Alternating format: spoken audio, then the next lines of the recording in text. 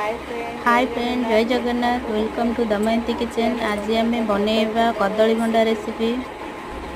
बहुत healthy recipe, आपण मैंने निश्चित ट्राए करेंगे। चलते स्टार्ट करेंगे। प्रथम भंडा को बाछि नब। एमती भीतर थी काठी गुड़ा बाहर कर नब। एमती छोट छोट पीस रे काटी नबा। गोटे जगार पानी आनिबा, सेथिरे हळदी गुंड किछि पकेइबा। हळदी पानी रे भंडा सब ऐड करके 5 मिनट छाड़ीदेबा। 2टी आलू 2टी टमाटो को एमती काटी नबा। मसला रे अदा रसुण पियाज जीरा सुखिला लंका किसी धनिया पत्र काटी नबा। 2-3 मिनट पानी रे सिझे नबा भंडा को। तापर मसला को आम ग्राइंड कर नबा। मसला ग्राइंड हो गला। 2-3 मिनट एमती फुटी गला परे आमे तो भल भाव धोईकी चिपुड़ेकी गोटे प्लेट को नबा।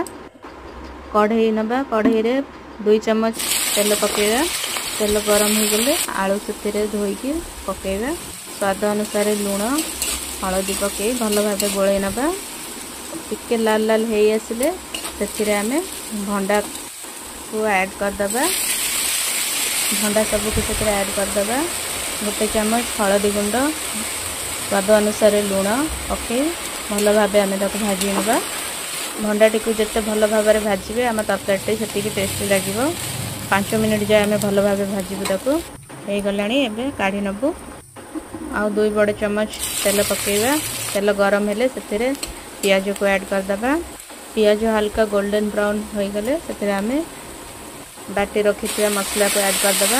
भल भाव चलेबा। एमती गैस फ्लेम को लो मीडियम रे रखिया।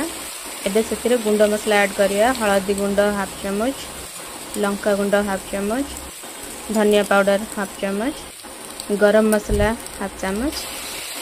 अल्प टिके पानी दे भल भाव सबको गोले नबा। मसला नले लगे भल लगे टेस्ट। ये सब को भल भाव आम एमती गोले नबा। मसलाटी हो आसिले से कटा जाइए टमाटो को ऐड करदबा। टमाटो उपर 1 चम्मच लुण ऐड करदबा। टमाटो जल्दी सीझीज। 2-3 मिनट एमती आम चलेबा। वीडियोटी भल लगी लाइक एंड सब्सक्राइब करदे। कमेंट रे जनइबे रेसिपीटी केमिति लागुची आपन को। टमाटो सीझी आसिलानी से आम अल्प किसी पानी ऐड करदबा। एबे हो आसिलानी भाजी रखी आम कदली भंडा आलू से ऐड करदबा।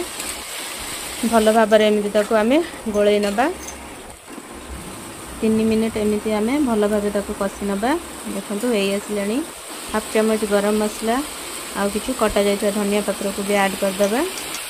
एबे रेडी हो गला आम भंडा तरकारी। एबे गोटे प्लेट को बाहर करनबा। देखंतु केते सुंदर देखा अछि। निश्चित ट्राई करंतु।